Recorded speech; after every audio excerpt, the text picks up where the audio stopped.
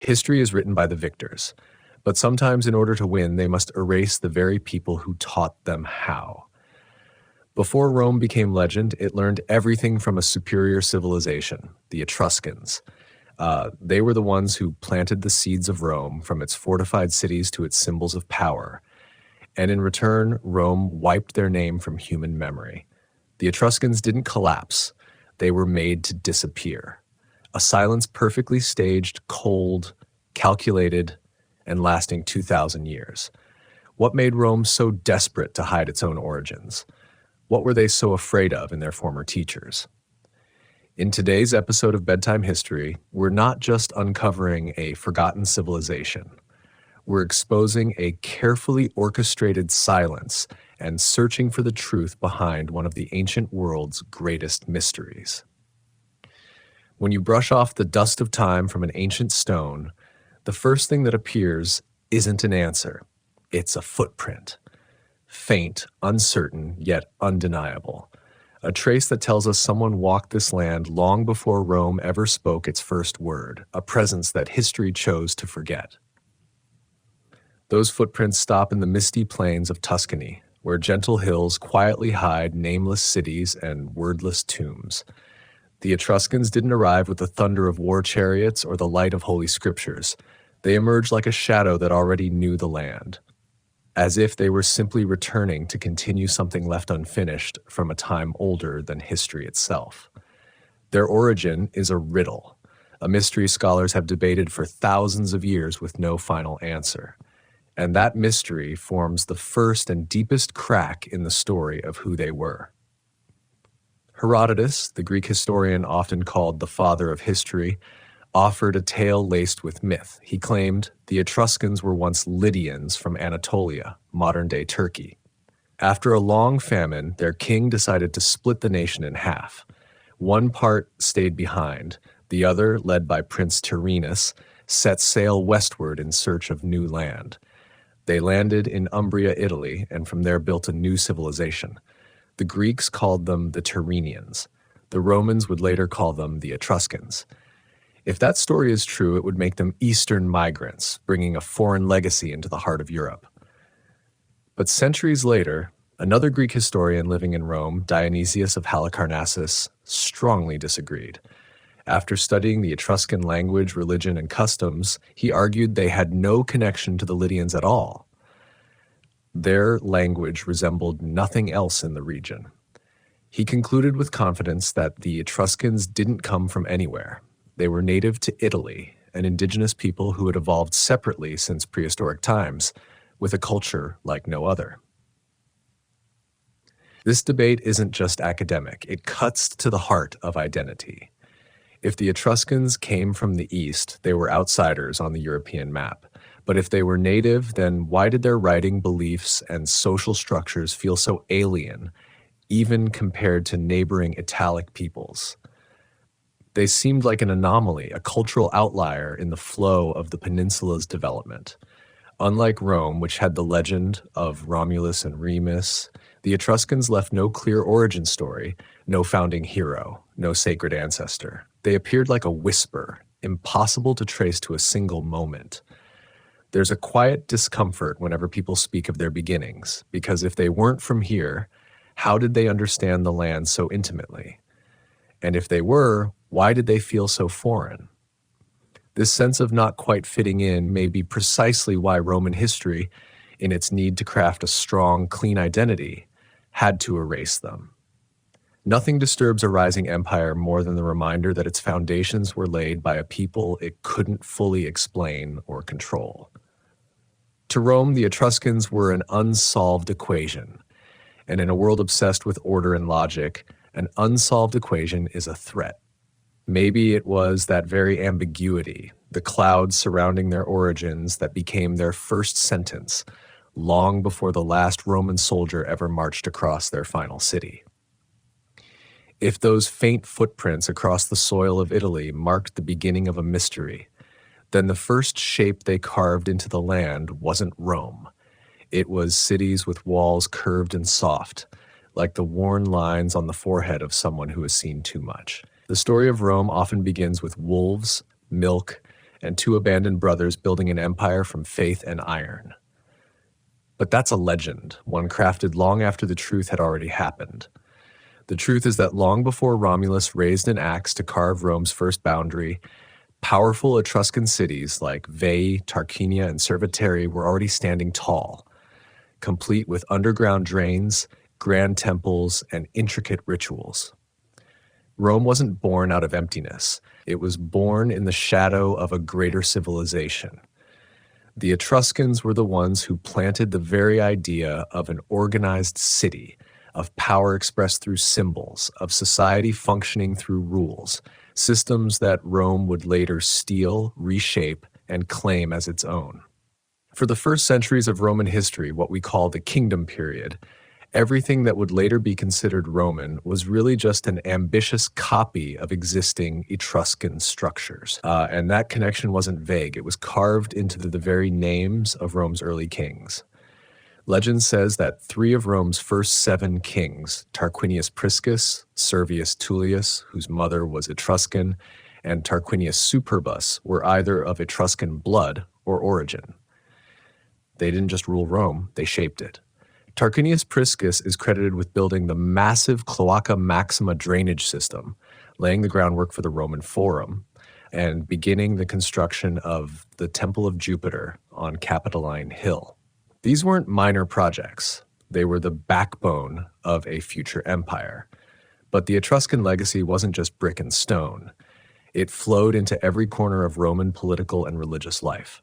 Architecture, the use of the arch, a design that made Rome's greatest structures possible, was already being mastered by the Etruscans in their city gates and tombs. Symbols of power, the ivory curule chair, where Rome's highest-ranking officials sat, came directly from the ornate seats of Etruscan nobility. Even more important was the fasces, a bundle of rods tied around an axe, symbolizing the Roman state's power to rule and execute. That too came from Etruscan royal guards, the lictors, who had carried it centuries earlier.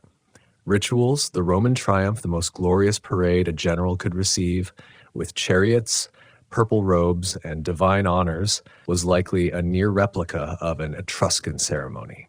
Even the sacred arts of reading omens, whether by inspecting an animal's liver haruspicy or watching the flight of birds, were Etruscan in origin, taught by their priests long before Rome adopted them as state policy. But this wasn't an equal cultural exchange. This was the relationship between an original master and an ambitious student. The Etruscans handed Rome the toolkit to build an empire. But an empire can't survive on borrowed foundations. It must rewrite its own origin story. And to do that, it needs to erase the guiding hand that once led it from the shadows. Nothing makes a new ruler more uncomfortable than having to admit they once learned from someone else. So Rome, in its hunger to become the face of civilization, shed its old skin as if it had never worn it. The Etruscans weren't cast out of history because they were weak. They were removed because they were too strong, too distinct, too independent to be reduced to a footnote in the Roman epic. And so they disappeared, not as a conquered enemy, but as a forgotten teacher. There's a simple, ruthless way to erase a civilization from collective memory. Make sure no one can understand their language. You don't need to destroy their buildings. You don't have to burn their art. All it takes is breaking the link between word and meaning. The Etruscans weren't wiped out in some great war. They weren't quietly assimilated like weaker cultures. For centuries, even as Rome grew stronger, the Etruscans still spoke their language. They still wrote it on coffins, on pottery, on sacred stone. But little by little, that voice faded, sinking beneath the soil of a forced silence. By the time Rome was telling the world's story, the Etruscan tongue had become a sound without a translator, allowed to exist physically, yet stripped of its power to say anything at all. Etruscan is one of the greatest mysteries in historical linguistics. It's what scholars call a language isolate, meaning it doesn't belong to any known language family, not even the Indo-European family that gave birth to Latin, Greek, Sanskrit, and most modern European languages. Etruscan stands alone, an island in a vast ocean of human speech. Its grammar, vocabulary, and phonetics have no close relatives. This deepens the mystery of who the Etruscans were and makes them feel like strangers even to their closest neighbors. Today, we've collected over 13,000 Etruscan inscriptions. That might sound like a lot, but most of them are painfully short and repetitive. Grave markings with the names of the deceased, their parents, their age, or simple dedications on pottery, like, I am Kaliu, I belong to Kalu. We can read the letters since the Etruscans borrowed and modified the Greek alphabet. We can pronounce the words, but that's where it ends. What's truly shocking is the total absence of long, complex texts. There is no epic like Homer's Iliad, no philosophy like Plato's, no tragedies like those of Sophocles, and most of all, no historical chronicles like Livy's. Nothing structured remains. No text that tells their own story has survived. Even among the inscriptions we have, we only understand fragments. It has become a language cut off from memory, like a letter written in a code no one remembers how to break. But the real question isn't why don't we understand it? It's why can't we understand it anymore? Languages don't just vanish. They get pushed aside, outlawed, labeled as outdated, heretical, rebellious. During Rome's rise, when power demanded unity and control, the Etruscan language was slowly pushed out of public life, out of politics, out of rituals, out of education. It stopped being taught to the elite. Then it stopped being taught at all. No decree was needed. People understood. If you keep a language quiet long enough, an entire people will eventually forget how to pronounce their own name. The Romans may not have burned Etruscan books. Perhaps those books were never written on anything as fragile as papyrus, but they did something far more lasting. They rewrote the entire world in their own tongue. They carved stone in Latin. They praised their gods in Latin. They wrote laws, history, and poetry in a language the rest of the peninsula was forced to adopt. And once the world began orbiting around Latin, Etruscan became background noise, a memory no one could call by name. That was the first and most effective step in erasing an entire civilization. If the Etruscan language was made to fall silent, then the next question is, where did their knowledge go? Every time a great civilization collapses, we instinctively search for the remains of libraries like Egypt's Library of Alexandria or the clay archives of Mesopotamia. Because in our minds, knowledge must have a home, a physical form, pages filled with writing. But with the Etruscans, that question becomes even more unsettling. They left behind countless signs of a highly sophisticated culture: art, architecture, metallurgy, astronomy. Yet nowhere is there a clear center where this knowledge was stored. No library, no schools, no archive. Does that absence mean they had no written literature? Not necessarily. Roman authors like Cicero mention an organized body of Etruscan knowledge known as the Disciplina Etruscae. It wasn't a single book, but a sacred collection of teachings that governed every aspect of life. It reportedly included 3 major sets of texts: the Libri Haruspicini, guides for reading omens from animal organs, the Libri Fulgurales on decoding the meaning of lightning, and the Libri Rituales, a wide-ranging manual on rituals, from founding cities and building temples to organizing armies and interpreting signs in everyday life. Even the origin of this knowledge, according to Etruscan legend, is shrouded in mystery. One story tells of a farmer in Tarquinia plowing his field when a strange being rose from the furrow. Tages, a childlike figure with the wisdom of an old sage. He sang aloud the entire contents of the Disciplina to the astonished Ruscans, who then had their high priests, the Lucimonis, carefully record and preserve it. So what happened to those sacred books? Why has not even a scrap survived? Perhaps they were written on materials like linen or thin wood that simply did not endure. Time may have done the rest. One rare piece of evidence supporting this theory is the Liber Linteus Zagrebensis, the Zagreb linen book, the only surviving Etruscan text on linen. Ironically, it still exists today only because it was cut up and used as wrappings for an Egyptian mummy. And even that book, though it is the longest Etruscan text we have, appears to be just a ritual calendar. Still, the total disappearance of their knowledge base raises a deeper possibility. Maybe the Etruscan library was not stored in books at all. Maybe to them, knowledge was not something to be mass-produced, but something to be experienced, witnessed, and felt firsthand. Perhaps their real library was hidden elsewhere, in stone and soil. Their tombs were laid out like cities, with murals depicting life and the afterlife, stone books written in images. Each tomb was a chapter, each painting a passage describing their view of the universe. The design of a temple, the direction of a city gate, everything was aligned to a cosmic logic. These were books not read with eyes, but experienced by walking through them. In living ritual, knowledge passed from master to student through ceremony and action. The way a haruspex held an animal's liver, how he read its lines, how he looked to the sky. This was a living language impossible to fully record in writing. Once the chain of ritual transmission was broken, the living library collapsed with it. So when the Romans went searching for an Etruscan library, either to learn from it or destroy it, they may have found nothing they could burn. The knowledge was already embedded in stone, in space, in practice. It was a kind of wisdom that could not be translated, duplicated, or absorbed into Rome's new system, one that demanded everything be written, categorized, and controlled. And a form of knowledge that cannot be controlled is always the first to be forgotten. If the Etruscan library lies underground, then nowhere is it more massive and more alive than in the cities of the dead. Ironically, what we know best about how the Etruscans lived comes from how they prepared for death. Their most intact and abundant legacies are not palaces, fortresses, or temples, but tomb complexes, or more accurately, necropolises, cities of the dead. But to call them merely tombs does not quite do them justice. These were not burial chambers in the ordinary sense. They were fully realized stone homes, complete with roofs, columns, hallways, domestic furnishings, and murals so vivid that the line between the living and the afterlife feels almost erased. Take Cerveteri, home to the Banditaccia necropolis, a UNESCO World Heritage Site.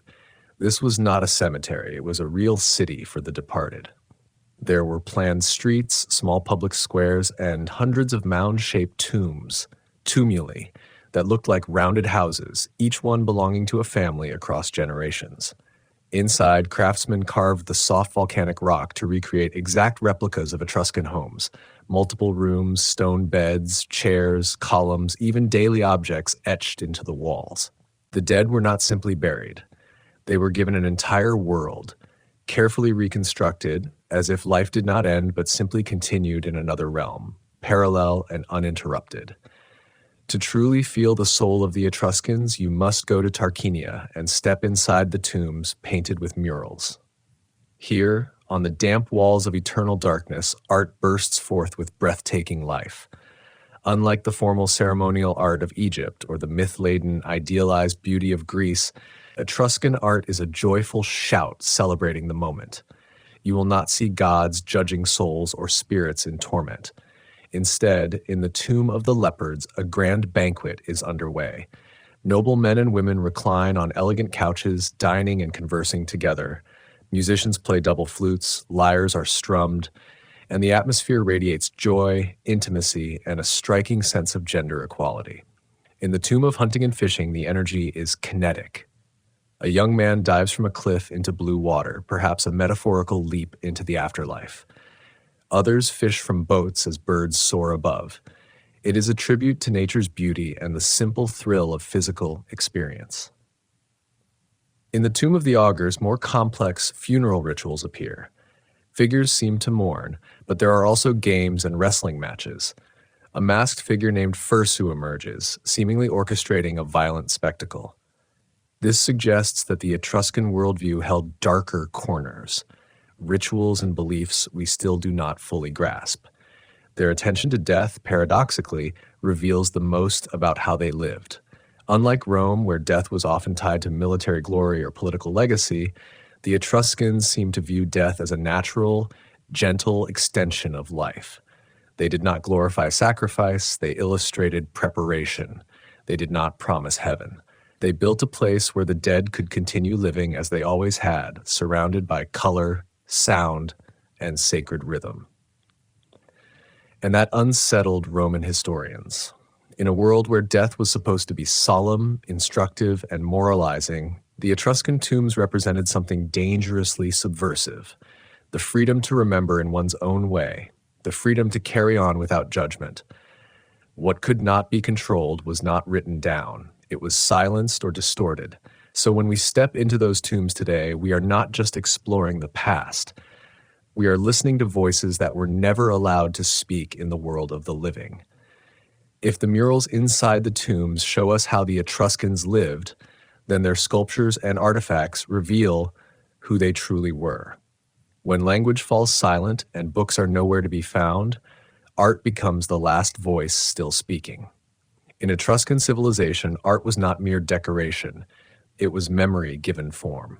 In every terracotta statue, every polished bronze mirror, every jet black piece of Bucaro pottery, we see more than technique. We see a soul that refuses to be forgotten, that will not let itself be reshaped by the victor's narrative.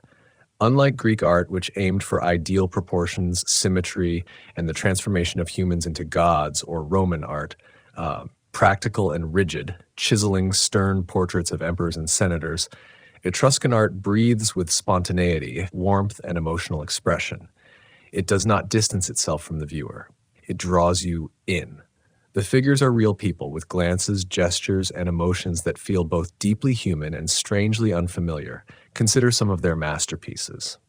The sarcophagus of the spouses. Perhaps no work captures the Etruscan spirit more fully than this terracotta coffin. A husband and wife recline together on a banquet couch, not as mourners, not sanctified, but very much alive. He gently wraps an arm around her shoulders. She seems ready to pour perfume into his open hand. They both gaze forward toward the viewer with that enigmatic smile, the so-called archaic smile. But here, it is more than an artistic convention. It is a quiet statement of contentment, a serene defiance in the face of eternity. This sculpture is a declaration of love, of equality, and of the idea that human connection does not end with death. It endures. The Apollo of Veii. This life-size terracotta statue once stood atop a temple, part of a mythological tableau. But unlike the stiff, still Kouros statues of contemporary Greece, this Apollo strides forward with dynamic energy. His body is alive with movement, his cloak billowing behind him, and his broad smile beams with radiant vitality. He is not a remote, abstract deity. He is an active force of nature, a divine presence in motion. The Chimera of Arezzo. This bronze masterpiece reveals a darker, more intense facet of Etruscan artistry. The mythological beast, lion's body, goat's head rising from its back, serpent tail, is captured mid-agony, struck down by the hero Bellerophon. Every muscle strains in pain. The lion's mouth roars with fury. The goat's head collapses in death. The artists did not just depict a monster. They captured a raw moment of suffering and tragic finality. This was not just myth. It was the full emotional range of existence, from joy to grief, rendered in metal. Etruscan art was not reserved only for temples or tombs. It wove through everyday life. The gleaming black Bucaro pottery, created through a special firing method that turned the clay jet black inside and out, was used not only in funerals but also in banquets and rituals. Bronze mirrors, often beautifully engraved on the back with mythological scenes, were part of noble women's daily routines. And maybe that is what made Etruscan art so incompatible with Roman ideals. It did not glorify military triumph. It did not worship empire or order. It celebrated the everyday with a depth that made you stop and truly look. That empathy, that human intimacy, is what made it timeless, and also why it could not be allowed to survive in a world built on control, hierarchy, and submission. Roman historians would later reduce all of it to a label of decorative, a deliberate diminishment, an attempt to mute the voice of a civilization that dared to believe more in the dignity of the human experience than in the machinery of power. Perhaps nothing baffled and even enraged Greek and Roman historians more than the role of women in Etruscan society. In an ancient world built on patriarchal order, where Greek women were confined to the home and Roman women were praised for silence and submission, the Etruscan woman stood out as a startling exception. She was not a quiet shadow behind a man. She was a living, independent force with status, voice, and a level of freedom that deeply unsettled the societies around her. The evidence for this unique position is not hidden. It is right there in art, in inscriptions, in everyday objects, in public presence. As seen in tomb paintings, Etruscan women shared the banquet couch with their husbands, drinking, conversing, and enjoying music side by side. For a Greek observer, this was scandalous. In Athens, only courtesans were allowed at such gatherings. Respectable wives would never appear in such public festive settings. Naming rights on thousands of epitaphs record Etruscan women by their own names, not simply as the wife or daughter of a man. Even more strikingly, Etruscan naming conventions often included the mother's name, metronymic, suggesting that maternal lineage played a significant role in defining identity, a direct challenge to Rome's strictly patrilineal structure. Property and literacy further reinforced this distinction. Artifacts such as engraved bronze mirrors and jewelry boxes often bear the names of female owners, indicating personal property rights. Many images on pottery and mirrors show women reading or holding scrolls, suggesting they were literate and educated. This freedom did not go unnoticed. It became the target of mockery and condemnation from foreign writers. The Greek historian Theopompus, writing in the 4th century BCE, infamously described Etruscan women in scandalous terms, likely exaggerated or biased. He claimed they took great care of their bodies and displayed them without shame. They dined not only with their husbands, but also with any man present. They were heavy drinkers and very beautiful. He went so far as to say that Etruscan women raised children without knowing who their fathers were. For centuries, this passage has been used as proof of Etruscan decadence and immorality. But with modern perspective, it reads differently. It is not objective reporting, it is cultural shock. Theopompus and his peers were viewing a fundamentally different society through the lens of their own patriarchal norms. What they saw as shameless might have been confidence. What they condemned as promiscuity might have been social freedom. The real power of Etruscan women did not lie in how they dressed or dined, but in their right to exist visibly, publicly, and equally. In a Roman world built on absolute control, where the family itself was a microcosm of empire ruled by the iron hand of the paterfamilias, a society in which women did not remain behind the curtain was not just unusual. It was an ideological threat. It did not challenge Rome's army or its laws. It challenged its concept of order and power. And so, in rewriting history, Roman authors turned the Etruscan woman into a symbol of disorder and deviance, a cautionary tale justifying conquest. Rome, they claimed, brought civilization and order to a wild, unruly people. But in truth, erasing Etruria also meant erasing an alternate vision of what society and womanhood could be. History did not just bury their cities, it buried a model of gender equality that the Western world would not even begin to reconsider for another 2,000 years.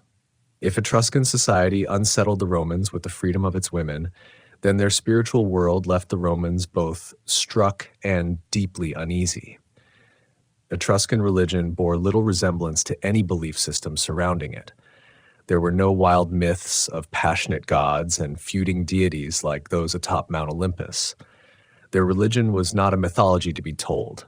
It was a science to be practiced, a complex, solemn discipline focused on deciphering the will of the gods, written into every detail of the universe. To the Etruscans, the cosmos was sacred, ordered, and filled with messages. The sky was divided into 16 houses, each the domain of one or more gods. Every event in nature, thunder, a bird's flight, the shape of a sacrificial animal's liver, was believed to be a sign sent from a specific divine house. Humans could not change fate, but they could learn to read these signals in order to prepare and act wisely. This entire system of knowledge was preserved in their sacred corpus known as the Disciplina Etrusca. To interpret these divine signs, the Etruscans developed remarkably sophisticated divination methods, and their priests were among the most respected figures in society. Haruspicy, divination by liver, was perhaps their most iconic practice. After sacrificing a sheep, a priest called a haruspex would examine its liver with great care. The liver was seen as a microcosm of the universe. One extraordinary archaeological find, the liver of Piacenza, is a bronze model of a liver divided into sections, each inscribed with the name of a deity. By analyzing unusual shapes, discolorations, or markings on the real liver and comparing them to this cosmic map, the haruspices could interpret the god's intentions.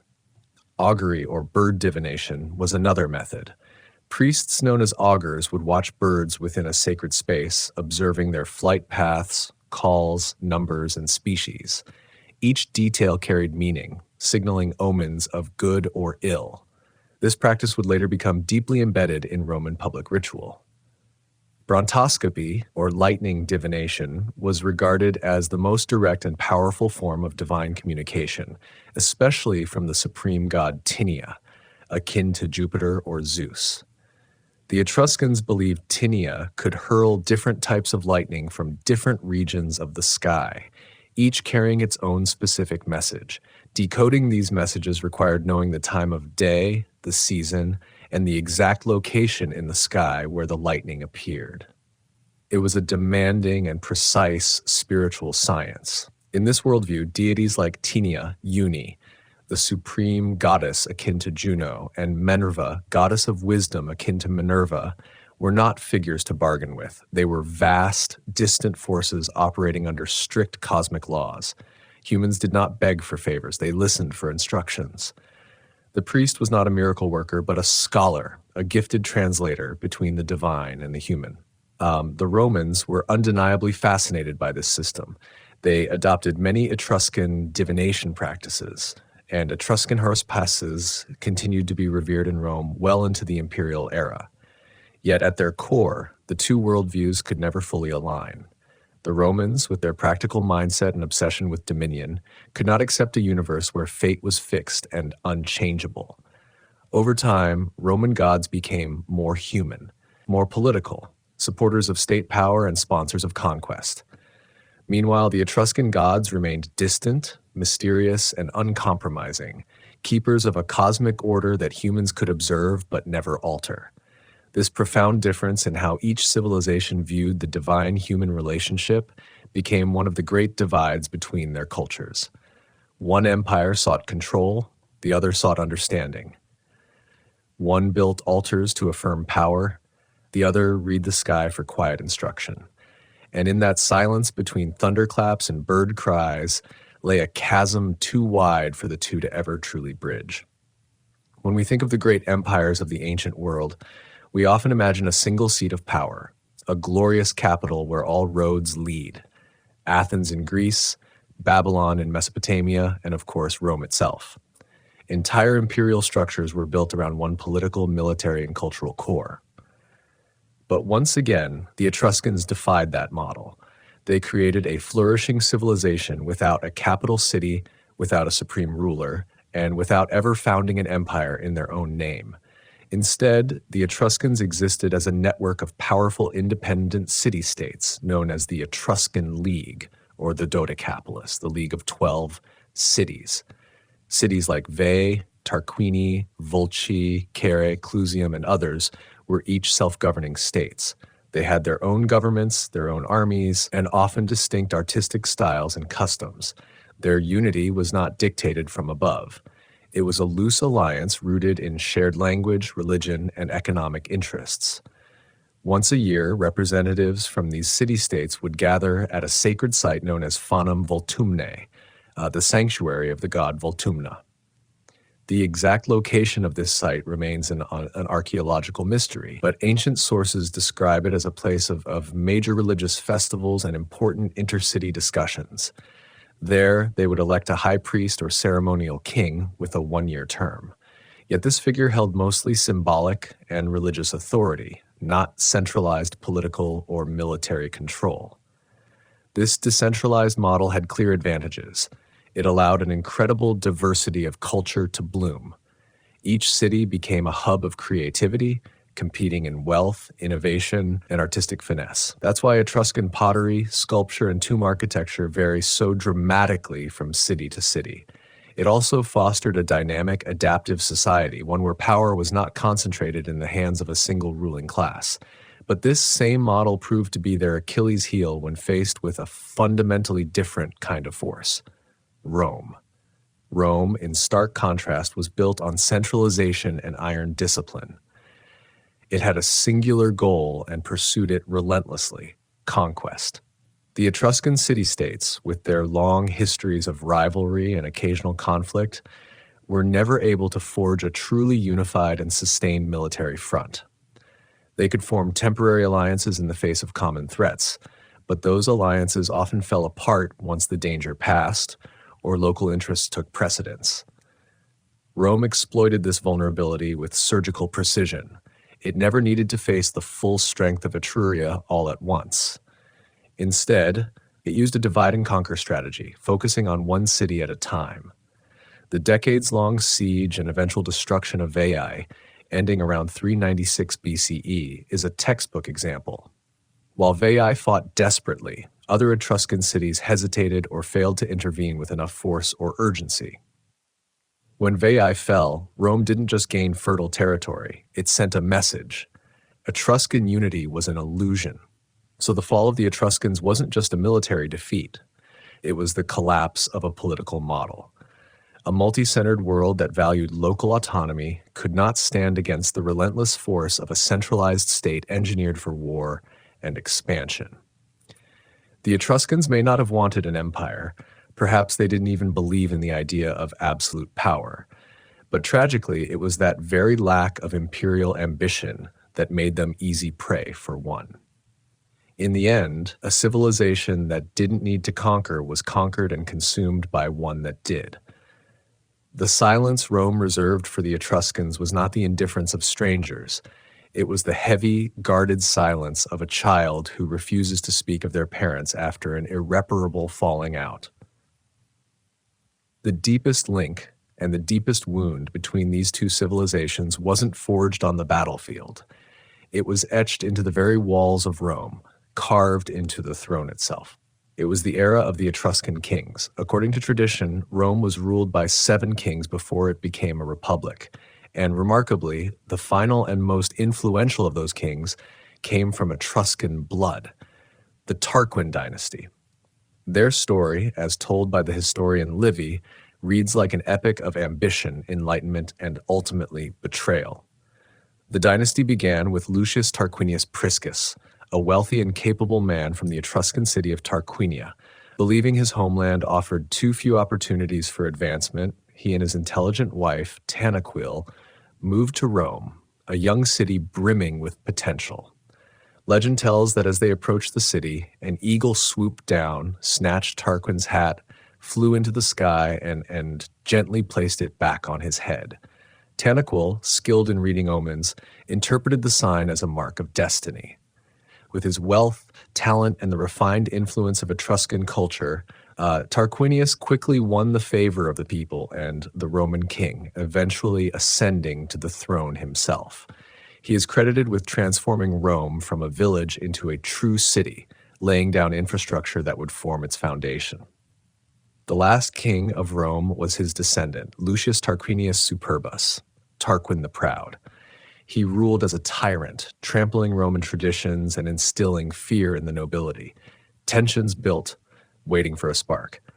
That spark came in the form of a personal tragedy that would become the founding myth of the Roman Republic, the rape of Lucretia. The story takes place during a military campaign. A group of young officers, including Sextus Tarquinius, the king's son, were drinking and debating whose wife was the most virtuous. They decided to ride back to Rome unannounced and find out. While most of the wives were reveling, they found Lucretia, the wife of the nobleman Collatinus, quietly spinning wool with her maids. Her beauty and virtue struck Sextus with a dark obsession. A few days later, Sextus returned to her home alone. Welcomed as a guest, he waited until nightfall and crept into her room. Drawing his sword, he threatened her, but Lucretia, unafraid of death, refused to give in. Then Sextus made a crueler threat. He would kill her and a male servant, place their bodies together, and claim he had caught her committing adultery. For a Roman noblewoman, honor was more sacred than life. Faced with the threat of eternal disgrace, she yielded. The next day, Lucretia summoned her father and husband. She told them everything, made them swear vengeance, then drew a hidden dagger from her robe and took her own life. Her death ignited a revolution. A relative of the king, Lucius Junius Brutus, who had feigned madness for years to survive under tyranny, seized the moment. He carried Lucretia's bloodied body into the Roman Forum, gave a fiery speech, and stirred the people's fury. The Roman citizens rose up, expelled Tarquin the Proud and his entire family, and vowed never again to be ruled by a king. Thus, the Roman Republic was born, traditionally dated to 509 BCE. But this was more than a political shift. It was a psychological severing. The cruelty of the Etruscan king and the crime of his son became symbols of everything Rome wished to purge from itself. To be free, to be pure, Rome believed it had to eliminate not just the monarchy, but its entire legacy. The story of Lucretia became the moral justification for centuries of conflict and the ideological cornerstone for erasing Etruscan memory from Roman identity. The betrayal was complete. The student had turned on the teacher. The birth of a republic does not automatically give rise to an identity. After expelling their last king, Rome found itself in a profound existential crisis. They had defined themselves by what they were not. No kings, no tyranny, no more Tarquins. But now came the harder question. Who are we? And when they looked around their city, the answer was both ironic and unsettling. They were still, in many ways, an Etruscan city. The shadow of their cast-off teacher loomed everywhere, a constant reminder of a debt they could not deny. Senators met in a curia built in Etruscan architectural style. They walked paved roads and used drainage systems designed by Etruscan engineers. Their priests continued performing divination rituals inherited from Etruscan tradition to decide matters of state. Even the highest symbol of power in the young republic, the fasces, the bundle of rods and axe, was borrowed straight from the kings they had just overthrown. Rome was like an adopted child who had rebelled against its parents, yet still lived in their house, wore their clothes, and spoke with their voice. This contradiction created an unbearable psychological tension. To truly become Roman, they could not simply ignore the past. They had to confront it and rewrite it. Rome needed an enemy, an other, to act as a mirror, a contrast through which to define itself. And there was no better enemy than the very civilization that had once shaped it. This process of enmity played out systematically across ideological fronts, from excellence to decadence. The Etruscan culture, once admired for its refinement and wealth, was rebranded as a symbol of moral decay, indulgence, and weakness. The freedom of Etruscan women was ridiculed as promiscuity. Their grand feasts were described as orgies. Their vibrant art was dismissed as lacking Roman seriousness and virtue. From teacher to tyrant, the memory of the Tarquin kings was deliberately darkened. No longer remembered as builders and modernizers of Rome, they became synonymous with cruelty and despotism.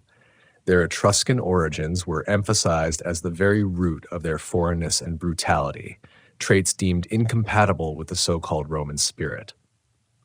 From neighbor to threat, the Etruscan city-states to the north were no longer trade partners or former allies, but were portrayed as a constant danger to Roman liberty.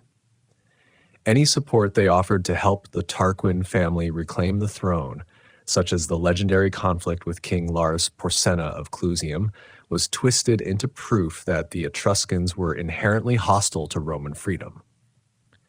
In parallel with vilifying the Etruscans, Rome worked tirelessly to construct a pure native origin myth of its own. The story of Romulus and Remus, suckled by a she-wolf, began to rise in prominence. It emphasized a divine homegrown beginning, untouched by Etruscan influence. It was a conscious effort to sever the cultural umbilical cord. Thus, the war Rome would soon wage against the Etruscans was not merely about territory. It was a battle for identity. Rome had to destroy the Etruscans on the battlefield to convince itself and the world that it had truly outgrown and broken away from its former master. The physical erasure had to follow the ideological one.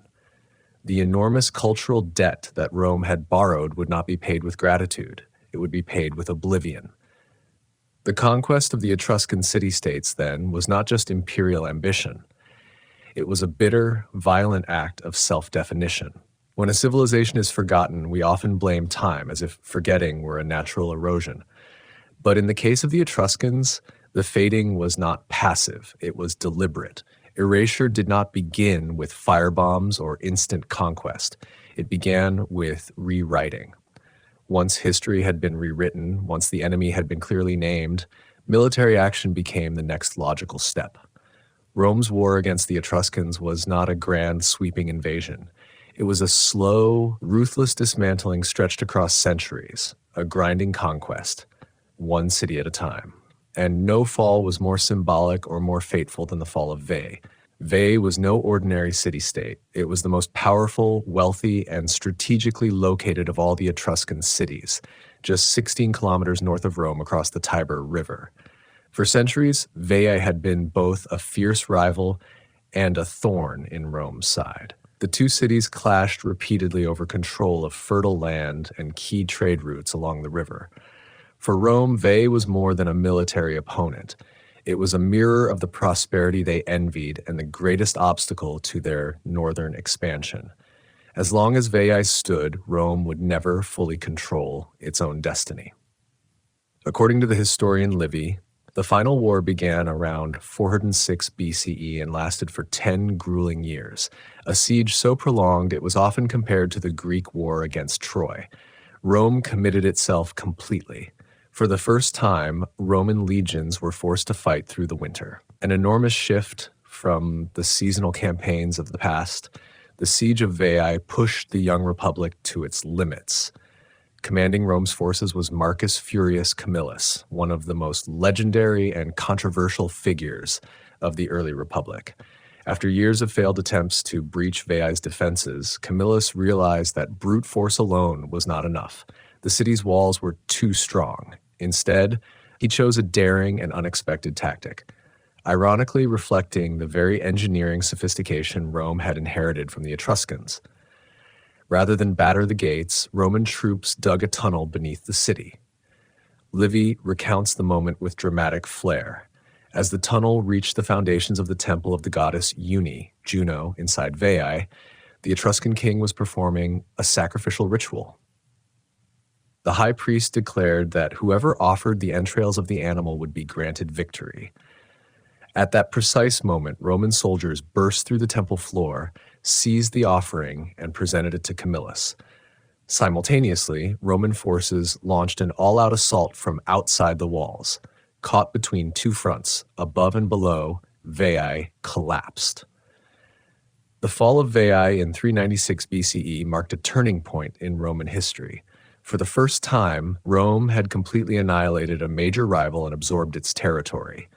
The fertile land of Veii was divided among Roman citizens, easing internal tensions and strengthening the republic's economy. But more importantly, the victory gave Rome confidence and momentum for the next phase of its expansion. For the Etruscans, the fall of Veii was a catastrophe and a chilling warning. It exposed the fragility of their alliance system. During more than 10 years of siege, none of the other Etruscan city-states managed or even attempted to launch a coordinated rescue. Now they faced a Rome that was bolder, stronger, and no longer restrained by its most dangerous northern rival. The physical erasure had begun. Piece by piece, the Etruscan world was being dismantled. A missed opportunity never returns. After rising from the ashes of the Gallic invasion, Rome was no longer a fragile republic clawing to survive. It had become something else entirely, a force forged in fire, hardened by humiliation, and now bound by an iron resolve never to appear weak again. And now its gaze turned back to the north, not as a rival seeking equilibrium, but as a conqueror chosen by fate. Etruria, once a world of proud, independent city-states, was no longer a peer. It was a target. The end of Etruscan independence did not come through a single decisive battle, but through a slow tightening, a prolonged dismantling that stretched across nearly a century. With military precision and shrewd diplomacy, Rome began to disassemble the Etruscan League one city at a time. The campaign began with the southernmost cities, those closest to Rome, Tarquinia and Falerii. These cities had long histories of conflict with Rome and put up fierce resistance, but they were no longer fighting the Rome of old. Now the legions were better organized, more disciplined, and driven by an unshakable will to conquer. After a series of bloody confrontations, Tarquinia and its neighbors were forced into harsh peace treaties, losing territory and all foreign policy autonomy. Sierra's fate illustrates Rome's strategic brilliance. Because Sierra had remained neutral or even aided Rome during the Gallic crisis, it was initially treated with unusual leniency. Its citizens were granted a special form of Roman citizenship without voting rights, civitas sine suffragio. It was a masterstroke. Rome used not just the sword, but the illusion of privilege to divide its enemies. By rewarding one city, it weakened the collective resolve of the rest.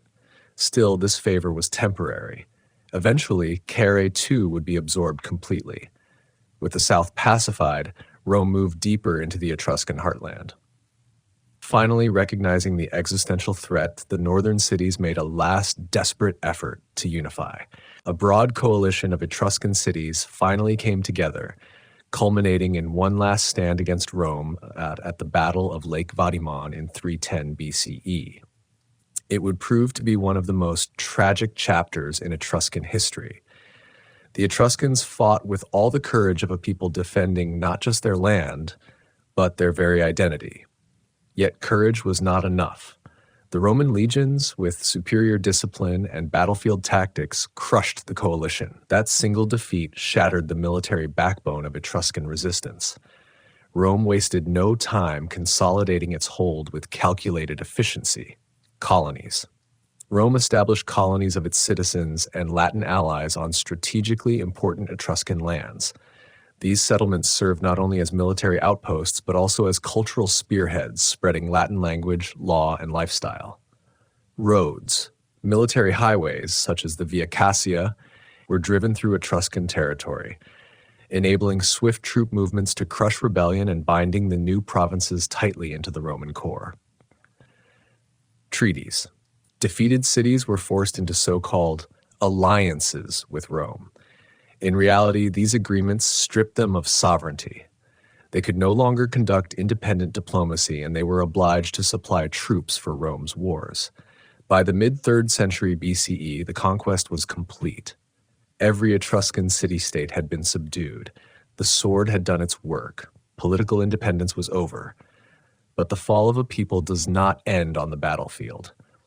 What followed was more insidious, the slow erosion of a culture. The war of weapons was finished. The war of memory had begun. History, however, rarely moves in a straight line.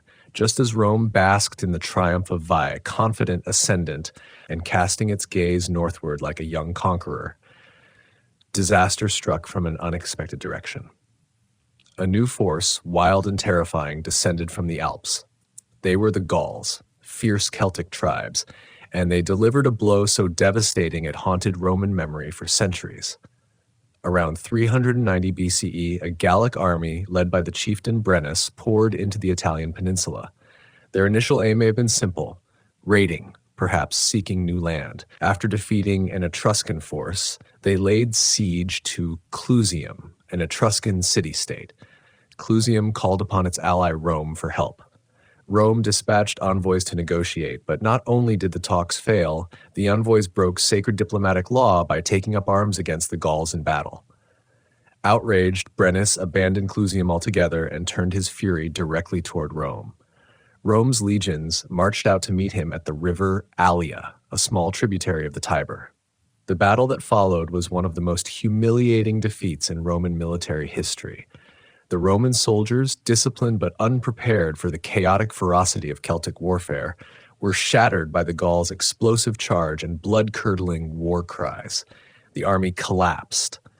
The road to Rome lay wide open. The city fell with terrifying speed.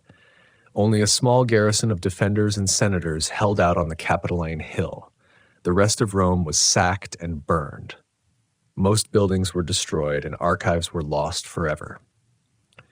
After 7 months of occupation, the Gauls finally agreed to withdraw for a massive ransom of 1,000 pounds of gold. According to legend, when the Romans complained that the Gauls' scales were rigged, Brennus threw his sword onto the balance and uttered the immortal words, "Vae victis," woe to the vanquished. It was a moment of utter humiliation. Yet paradoxically, it created a golden opportunity for the Etruscans.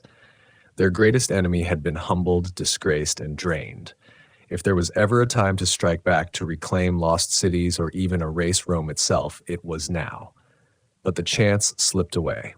Once again, the Etruscans' fatal flaw resurfaced: disunity. Instead of a coordinated counterattack, only a few southern cities like Tarquinia launched scattered raids. The decisive moment was lost forever. The northern cities, less affected by Rome's expansion and more concerned with the Gauls pressing into their own territory, remained passive. They failed to recognize it for what it was, their final chance. Rome astonishingly recovered. From the ashes of disaster, it rebuilt with greater determination. The trauma of the sack became fuel. They fortified the city with massive new walls during the Servian War. They restructured the army, learning from failure to become more adaptive and efficient.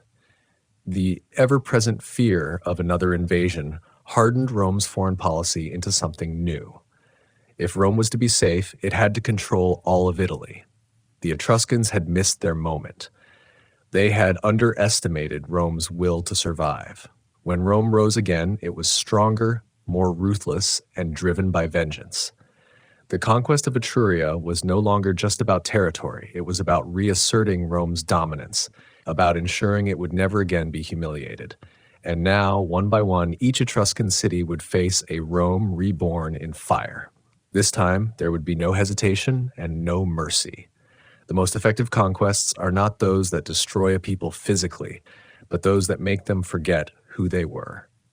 After the sword was sheathed, Rome launched a different kind of conquest. Quieter, slower, but far more devastating. This was the cultural conquest, or what we now call Romanization. It was not carried out through violence, but through gradual erosion, a transformation so subtle it took generations, until the word Etruscan no longer referred to a living people, but to archaeological remains.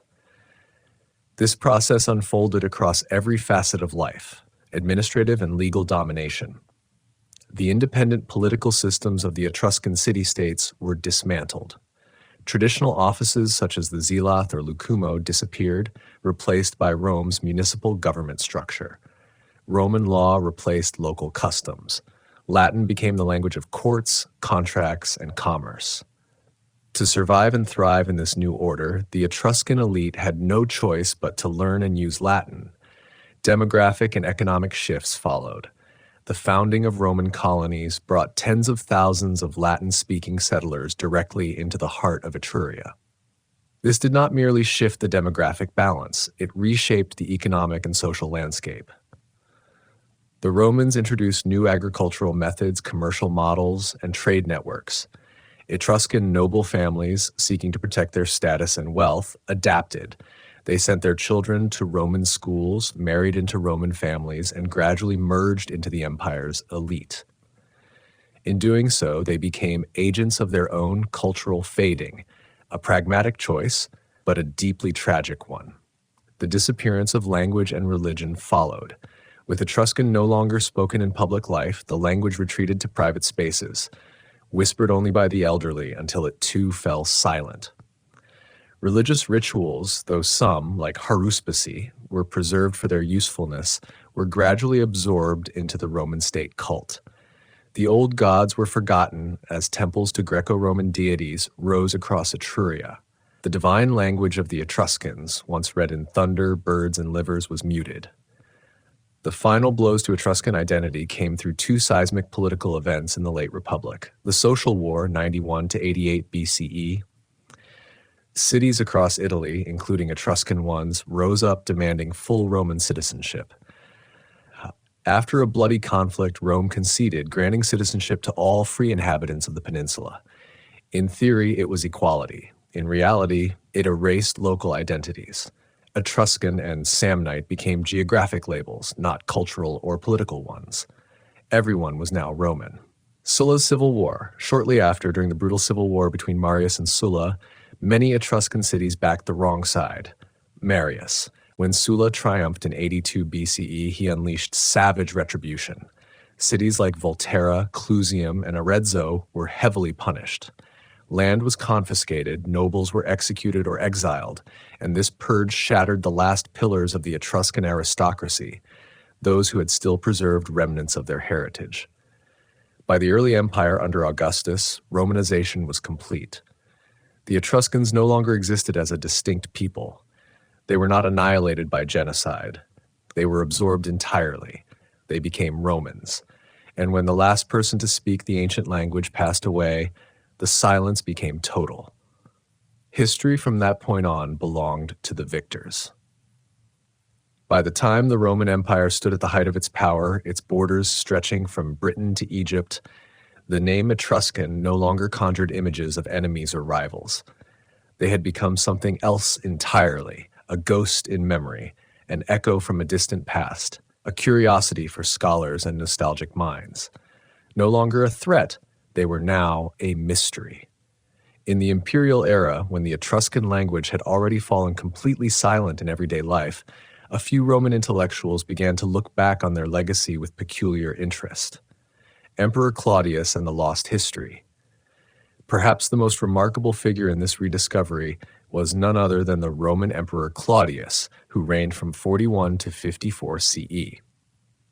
Before his rise to power, Claudius was a serious scholar, and he harbored a deep fascination with the Etruscans, possibly influenced by his first wife, who came from Etruscan aristocracy.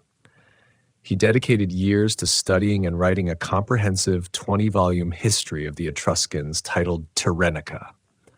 He even compiled an Etruscan Latin dictionary, an invaluable tool that might have unlocked the secrets of the lost language. This is one of the great tragedies of historical scholarship. Had Claudius's work survived, we might have known everything: Etruscan history, mythology, and social structure told by someone who had access to Rome's last remaining sources. But the entire project vanished. Not a single full copy remains, not even a meaningful excerpt. Its disappearance has become the ultimate symbol of Etruscan erasure. The last door into their world was slammed shut and locked forever. The survival of rituals. Though the culture died, some of the Etruscans' most powerful rituals endured, albeit tamed and repurposed under Roman authority. The haruspices, priests who read omens in animal entrails, remained part of the official Roman state religious apparatus. Even emperors, in times of crisis, summoned them to divine the will of the gods. Remarkably, as late as 408 CE, when the Visigoths were besieging Rome, sources record that haruspices were still being called upon to perform ancient rites in a desperate attempt to save the city. In the imperial imagination, the Etruscans became a caricature. They were remembered as a deeply religious, fate-obsessed people tangled in rituals and omens. At the same time, they were also mocked. The Roman poet Catullus famously coined the phrase obese Etruscus, the fat Etruscan, a jab that painted them as lazy, indulgent, and soft. This was a powerful way to control the narrative, acknowledging the Etruscans' religious legacy while diminishing them culturally, reinforcing Roman virtues of discipline, labor, and martial courage. And so, in the imperial era, the Etruscans had become what one might call a ghost in the Roman machine, a flicker of memory, summoned during rituals, a subject for scholarly debate, but stripped of their once vibrant soul. The final act of possession was complete. Rome now owned not only Etruscan land and symbols, but also the exclusive right to tell their story in whatever version suited the victor. When the Roman Empire stood at its zenith, its dominions stretching from Britain to Egypt, the name Etruscan no longer evoked the image of an enemy or a rival. They had become something else entirely, a ghost of memory, a distant echo from a forgotten time, a footnote in old manuscripts barely read. Their story had dissolved into silence. The land that once bore their name was now simply Tuscany, and its secrets lay dormant beneath vineyards and olive groves, buried under layers of time and forgetfulness. For nearly 1,000 years, silence reigned. Then in the 15th century, a spark reignited in Italy itself. It was the Renaissance. A new age of rediscovery emerged, driven by scholars, artists, and wealthy patrons with an insatiable hunger for the lost grandeur of Greece and Rome. Statues were unearthed, ancient texts recopied, and a bold attempt was made to reconstruct the majesty of antiquity. It was during this fervent search for Roman heritage that the Etruscans were, quite by accident, awakened. Their rediscovery did not begin in dusty libraries, but in the fields. Tuscan farmers, while tilling the soil, or noblemen digging foundations for grand villas, would occasionally break through the earth and strike stone vaults hidden beneath. Peering into these voids, they did not find ruins. They found carved chambers, often with walls painted in shockingly vivid colors. Imagine the astonishment of a 15th century farmer shining his torch into a tomb in Tarquinia and seeing scenes no one in his time had ever witnessed. Men and women joyously feasting, musicians playing double flutes, dancers frozen mid-motion. These images were unlike anything the somber religious art of the Middle Ages had prepared them for. At first, these discoveries were misunderstood. Some thought they were Roman, or perhaps remnants of some forgotten Greek outpost.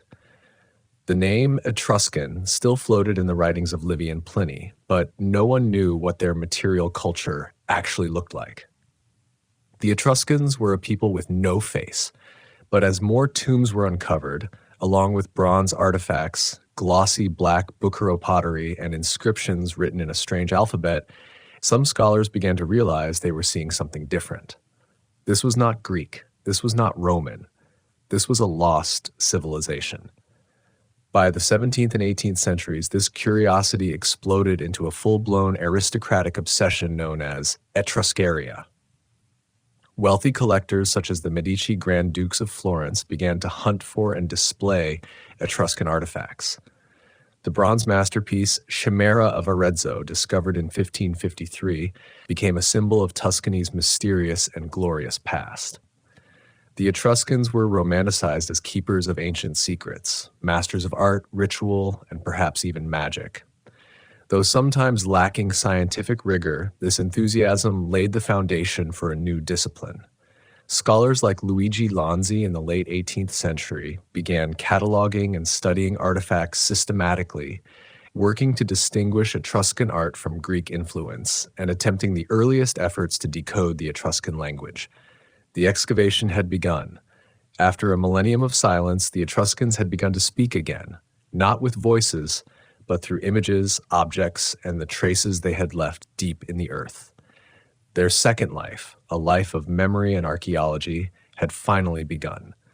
When history falls silent, the earth begins to speak, not with words, but with traces. Not with stories, but with fragments, shards of pottery, crumbling walls, foundations buried beneath moss, and centuries.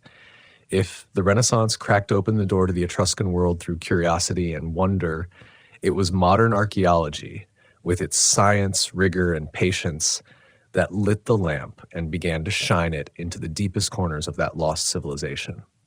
Today, the work of the archaeologist is no longer a treasure hunt like that of the 18th century collectors. Their goal is not to find beautiful objects to display behind glass, but to reconstruct the full context of a people's life. They know that a broken pot found where it was last used is worth more than a golden vase pried from its tomb, because context is the story. For centuries, our knowledge of the Etruscans came almost entirely from their tombs. This skewed the image, making them seem like a people obsessed with death. But modern archaeologists have worked to change that. They turned their attention to the cities of the living. Excavations at sites like Marzabotto and Aquarosa revealed complex urban planning, streets laid out at right angles, neighborhoods, public squares. For the first time, we began to see their daily life, not just the ceremonies of the dead. Technology became an indispensable ally, allowing archaeologists to see beneath the ground without turning a single spade. Aerial photography and satellite imagery detect subtle traces of ancient structures where soil compressions or discoloration reveal buried walls and roads. Geophysical methods like ground-penetrating radar map out three-dimensional structures hidden underground, pinpointing tombs and foundations without disturbing the surface. Biological and chemical analyses of human remains offer insights into diet, disease, and even geographic origins, vital clues in the debate over whether the Etruscans were indigenous or migrants. The archaeologist's lamp does not just illuminate murals, it lights up the blank spaces in the written record. Each artifact recovered is a quiet rebuttal to the silence left by Roman historians. These objects prove that what was forgotten was not unimportant. It was once a threat to the version of history that prevailed. The richness, elegance, and uniqueness of Etruscan art and craft were not accidents. They are evidence of a civilization that once lived boldly, confidently, and with its own voice. That memory was not lost. It was overwritten. Still, the task of recovering it is like piecing together a vast puzzle with most of its parts missing. Each discovery raises more questions than answers. What does a symbol on a bronze mirror mean? What was the purpose of a newly uncovered building? How was a ritual depicted on a tomb wall actually performed? With no long text to guide them, archaeologists must rely on inference, comparison, and intuition. Yet every recovered fragment is precious. It is a word spoken after millennia of silence. The archaeologist's task becomes a sacred trust, to listen for the whispers beneath the soil, to piece together the shattered memory of a world that was deliberately dismantled, and to return a voice to those who were robbed of theirs. They remind us that some stories, no matter how deeply buried, will find their way back to the surface, not to accuse, but to be heard. Archaeologists have restored the Etruscans' physical form. They have pulled their cities, their artwork, and their rituals out from the shadows of the earth. But one final door remains closed. One last stronghold of Etruscan identity that even the light of modern science has yet to fully penetrate: their language. If we ever hope to truly hear the Etruscans speak, not through their art, not through the silence of stone, but in their own words, we must first break this code. And that code remains one of the most difficult challenges in the entire field of historical linguistics. As mentioned before, it is a language isolate. It has no close relatives, no linguistic cousins to compare against, unlike how ancient Greek helps illuminate Latin. The cruel irony is this: we can read it. Their alphabet adapted from Greek is largely deciphered. We know the sounds most of their letters represent. We can pronounce the words carved into tombstones, stelae, and votive offerings, but saying a word aloud and understanding what it means are two entirely different things. Decades of painstaking effort have yielded only small, fragile victories. By comparing thousands of short funerary inscriptions, which tend to follow repeated formulas, scholars have identified around 200 to 300 basic words. We now recognize family terms like clan, son, sec daughter, puya, wife, and verbs like tarti, gave, offered. But this limited vocabulary is only a skeleton. We still lack the flesh of complex thoughts, of philosophy, of myth. The greatest hope lies in the rare longer texts, especially bilingual ones. The Pyrgi gold tablets, discovered in 1964 at an ancient temple site, are perhaps the most important Etruscan find of the 20th century. 3 thin sheets of gold, 2 in Etruscan, 1 in Phoenician, commemorate a temple dedication to the goddess Uni, linked with the Phoenician goddess Astarte. This is as close as we have come to a Rosetta Stone for Etruscan. It confirmed a few key words and offered a glimpse into syntax. But the Etruscan version is longer and not a direct word-for-word translation of the Phoenician, making it useful but not a universal key. The Linen Book of Zagreb, or Liber Lintis Zagrebiensis, the longest surviving Etruscan text at about 1,200 words, carries with it an almost unbelievable survival story. It had been cut into strips and repurposed as wrappings for an Egyptian mummy during the Ptolemaic era. The text appears to be a religious calendar, listing dates and rituals for various gods. Yet, without a broader vocabulary, scholars can only speculate about its spiritual meaning. Another crucial discovery was the Cortona bronze tablet, Tabula Cortonensis, found in 1992. This bronze inscription seems to record a legal contract, perhaps concerning land ownership or rental. It offers new vocabulary relating to law and property, but it is dense, filled with technical terms we cannot yet interpret. The Etruscan language remains their final frontier. It is the one thing Rome could not absorb, assimilate, or overwrite, because it was simply too alien. It stands there silent and immovable, like a final monument to their difference. Unlocking it would be more than a linguistic achievement. It would be like receiving a message directly from the dead, a civilization finally able to tell its own story in its own words. But until that day, in the most vital domain of all, silence endures. When archaeology falls short and language remains a locked cipher, modern science turns to a different kind of text, not written in ink or carved in stone, but encoded in the double helix of life itself, DNA. In recent decades, geneticists have embarked on an ambitious quest, hoping that by analyzing the ancient remains buried deep within Etruscan tombs, they might finally answer a question that has lingered for more than 2,000 years. Where did the Etruscans really come from? The ancient debate between Herodotus, who believed the Etruscans were migrants from Anatolia, and Dionysius of Halicarnassus, who claimed they were native to Italy, has now been carried into the laboratory. By extracting ancient DNA, aDNA, from the bones and teeth of long-dead Etruscans, scientists have been able to compare their genetic profiles to other ancient and modern populations across Europe and the Near East. The earliest and most consistent results revealed something remarkable: a strong genetic continuity between ancient Etruscans and today's inhabitants of Tuscany and Lazio, the very heartland of ancient Etruria. This confirms without ambiguity that the Etruscans never truly disappeared in a biological sense. They were not replaced by the Romans. Their blood still flows in the veins of modern Italians, farmers, teachers, and bureaucrats alike. This discovery introduces a deep paradox. If their descendants are still here, why was their cultural memory so completely erased? It is a stark reminder of the difference between genetic heritage and cultural legacy. Genes can be passed down silently. Language, religion, stories, those must be intentionally preserved. Without conscious effort, they vanish. But the larger question remains: what about their origin? Does DNA vindicate Herodotus or Dionysius? Early mitochondrial DNA studies tracing maternal ancestry among modern Tuscans hinted at possible links to the Near East, fueling excitement that Herodotus may have been right.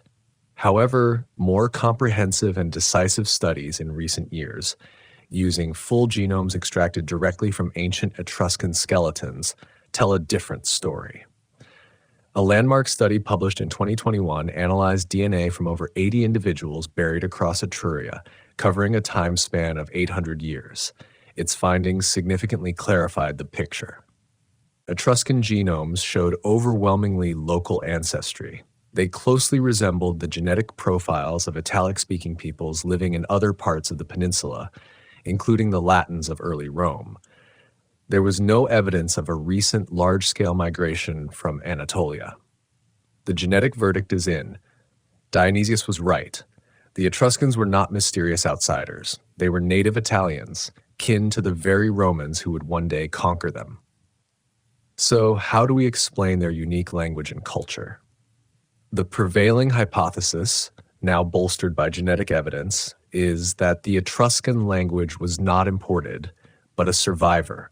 It may have been a remnant of the pre-Indo-European linguistic landscape that once spanned much of Europe, an ancient thread that, unlike in most regions, was never fully cut in Italy. While Indo-European languages like Latin and Greek swept across the continent, replacing older tongues, one of those ancient voices endured a little longer in the hills of Tuscany.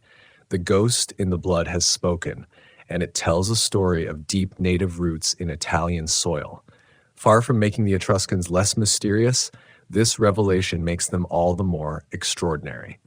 It shifts the question from where did they come from to how did a people so closely related to the Romans by blood craft such a distinct culture? And why did history erase them so completely? It is no longer a mystery of origin, it is a mystery of erasure. When a people can no longer be spoken of, when their name is stripped from culture and memory, the question becomes, where did they go? Where are the Etruscans beneath the layers of Rome, of Greece, and ultimately of Christianity? Strangely enough, the answer may not lie in abandoned ruins or forgotten tombs, but in the very heart of Western spiritual authority, the Vatican. In its marble halls, in its solemn rituals, and in the very symbols deemed sacred by the Roman Church, echoes of a forgotten civilization still seem to flicker like a buried thread of gold beneath thick layers of tradition. This is not to suggest that the Church is a direct continuation of Etruscan religion. Rather, it points to a deeper truth. No belief system rises from a vacuum. When a new spiritual order takes root, it often absorbs, reinterprets, and reclothes the symbolic architecture of the faiths that came before it, especially those that shape the subconscious landscape of the land itself. Continuity of sacred space. The Vatican Hill, where St. Peter's Basilica now stands, lies directly adjacent to a major Etruscan necropolis. This is no coincidence. Across Italy, many of the most important churches were built atop former Etruscan or Roman temples, not merely for practical reasons, such as reusing existing foundations, but because these were already recognized, even unconsciously, as places of power. These were sites where the veil between heaven and earth had long been considered thin, echoes in symbols of authority.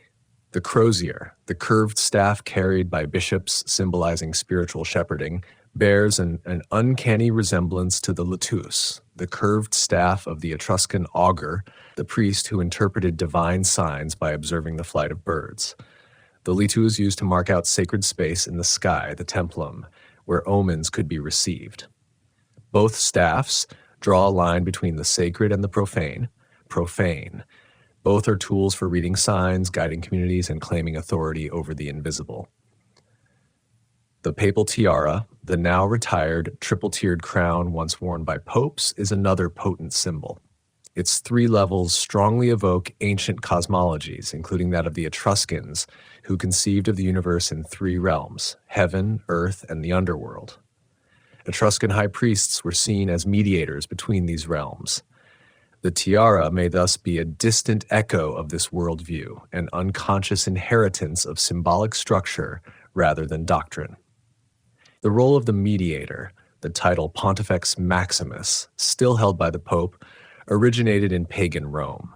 It was once the highest religious office of the Roman Republic, rooted in traditions that likely drew upon Etruscan priesthoods.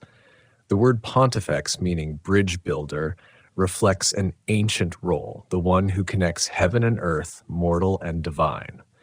This role existed long before Christianity, and its structure remains deeply embedded in Italy's spiritual DNA. Rome absorbed Etruscan gods. Christianity later replaced Rome's pantheon. But the deeper grammar of ritual, of sacred symbolism, of how spiritual power is organized and conveyed, that endured. The soul of the Etruscans may not lie in any creed, but in what could be called the grammar of the sacred they left behind on the Italian peninsula, a grammar of how architecture guides the spirit, how a symbol encapsulates cosmic order, how space can be sanctified through intention and ritual. They never truly disappeared. Perhaps they simply withdrew into the sediment layers of symbols, into the unspoken structures of spiritual instinct. No longer named, but still felt. Not remembered in words, but present in gesture. Not shouted, but quietly there, where meaning still breathes beneath ritual silence. After a long journey through tombs, silent scripts, wars, and buried truths, what are we left with? The story of the Etruscans is not just a missing chapter in the textbook of ancient history. It is far more than that.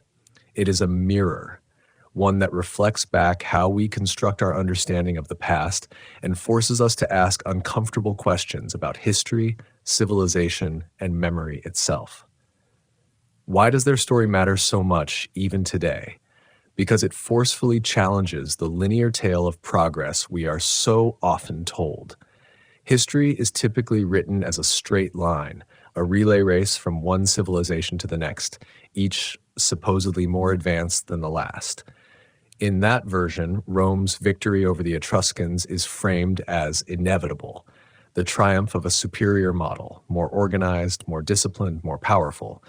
But the Etruscans reveal that there is more than one way to be civilized. They built a rich, complex society without centralized tyranny. They created an art form pulsing with human warmth, not merely as propaganda of the state. They upheld a worldview in which humans were participants in a cosmos to be listened to, not masters of it. They gave women visibility in public life, something Rome never dared to do. Their defeat was not cultural or intellectual. It was the defeat of a decentralized model at the hands of an imperial war machine.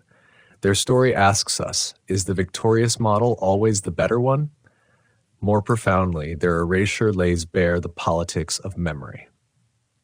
History is not an objective record of events. It is a curated narrative shaped by those in power. What gets remembered, what is forgotten, and how a people is portrayed, these are political choices. The Etruscans are one of the clearest examples of history written by the victors. A people not only defeated on the battlefield, but stripped of their identity in the stream of time. Their memory was rewritten to serve Rome's self-glorifying narrative. And that perhaps is the most urgent lesson of their story. How many other Etruscans exist in the world right now? How many indigenous peoples were absorbed by empire, erased by colonialism? How many alternative social models were branded as primitive or barbaric before being wiped out and forgotten? The Etruscans teach us how to be critical readers of history, how to listen not just to what the victors preserved, but to the silences, the erasures, and the fragments still whispering beneath. They teach us to listen for the silences, to seek out the voices pushed to the margins, and to question the narratives that sound too clean to complete.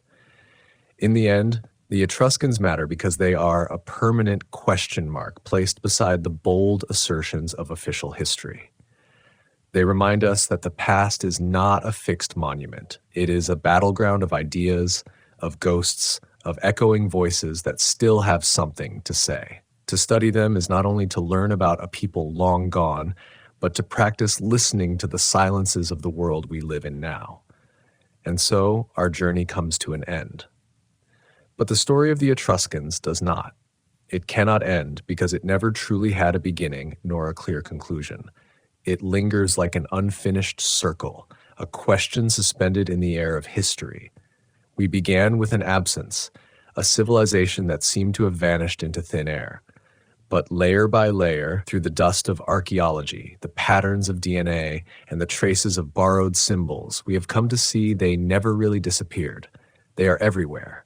Their footprints are pressed deep into the foundations of Rome. Their echoes whisper in the rituals of the Vatican. Their blood flows in the veins of modern Italians. They exist in the domes we admire, in the words we speak without knowing their origin, in the very way we arrange space, ritual, and urban life. They are everywhere, and yet they are no one. This is the Etruscans' final and most profound paradox. Their legacy has been absorbed so completely, so seamlessly, that it has become invisible, like the air we breathe. Their name was stripped away, their stories overwritten, and they became the nameless scaffolding upon which Rome built its monument to itself. They were not simply forgotten, they were written over. And when the new script became too thick, no one remembered the older text beneath. The greatest question that haunts us then is no longer hunger. Where did they come from? Modern science has in many ways answered that. The real question is, how can a people be forgotten so deliberately and so effectively? How can a teacher be erased from the memory of the very student they once taught? The answer lies in silence. The silence of books never written. The silence of a language no one can read. The silence of Roman historians who chose to look the other way. The silence of centuries where their names survived only as a strange word in the margins of old manuscripts. And yet, perhaps, it is in this silence that the Etruscans have found their strongest voice. They do not speak to us through battles or legal codes. They speak through their absence. It is that absence that compels us to look again, to question, to search. They become an eternal lesson in the fragility of memory and the violence of erasure. When you stand on a Tuscan hill at sunset, looking over the green valleys below, know that beneath your feet may lie a lost city, a necropolis filled with murals unseen for thousands of years. When you gaze upon the mysterious smile of the couple carved into their ancient sarcophagus, ask yourself what they might be thinking. They know things we will never know. They do not need us to rebuild their world. Perhaps they only ask that we listen to the silence they left behind, because that silence is not empty. It is full of stories untold, questions unanswered, and a quiet reminder that history is not only what remains, but also everything that was taken away.